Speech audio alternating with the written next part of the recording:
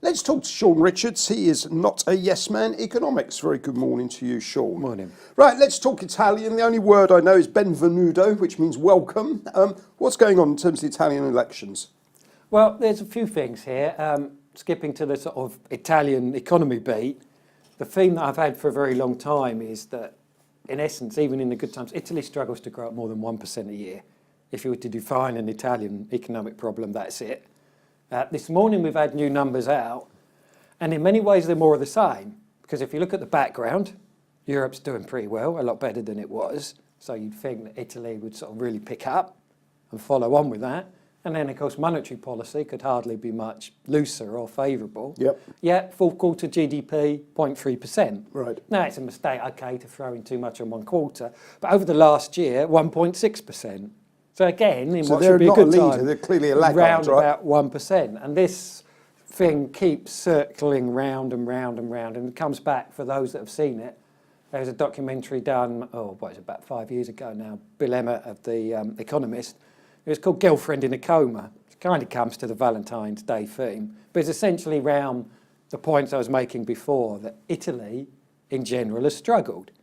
This is way before the credit crunch turned up. If you go back and you look at GDP per head, that's down roughly about 4 or 5% since Italy joined the euro. And I do mean the euro, so I mean this century. So overall, poor. And it seems to be not clearly breaking out from that. You can have a bit of a wry sense of humour this morning if you like. I put out earlier that the supercharging, no top, never to be seen again, Italian economy grows 0.3%. UK, sclerotic, can't grow anywhere, we're hopeless, grows at 0.5%. So there needs to be a bit of care with the themes here and what we get told. Okay. So in terms of going into the elections, I see that the hedges are shorting the Italian banks again. I met somebody in the European Parliament last year and they suggested that when quantitative easing basically eases out, there's going to be trouble ahead. Well, there still is trouble. We got the figures from one of the ones I follow, Monte Paschi, on Monday, and it was another loss. And now, if not outright clean, it was bailed out. It's supposed to be a new start, except, and it is so familiar with this, back to the same thing of, well, it seems pretty much like it was before. If you want some number crunching on this, when I looked at it this morning, 3.44 euros, Monte Paschi's share price. If the chart I was looking back on is any guide, the equivalent was 8,800 for a credit card. So and there've been, is it 4 bailouts now? Quite a few anyway. So are you worried about basically this being a risk to the whole European zone? Yes. And could it bring it down? I know we see these big headlines in the newspapers.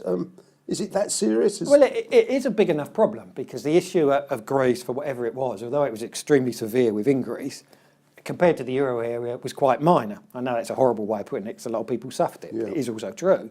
Whereas if you go to Italy, that's a lot more significant, harder to ignore, and just the numbers are so much bigger. I think, in fact, last time I checked, I think the Italian debt is actually the highest in Europe. So Germany's a lot bigger economy, proportionately smaller amount, national debt I mean. And so there are issues here of what would they do? The crack or the situation's been papered over in terms of QE from the ECB enables Italy to borrow cheaply. So in a way, for the time being, size of its debt's almost irrelevant. But what happens when that stops? Yep. Like you were saying, what happens with the bank's non-performing loans? They're reducing them, yes. But again, these are supposed to be the good times, and then old themes come back. Berlusconi, he seems to be back, doesn't he? And so the whole thing just keeps churning, almost feels like a circle. And we get times people claim it's better, and it is. But so far, it never really breaks out.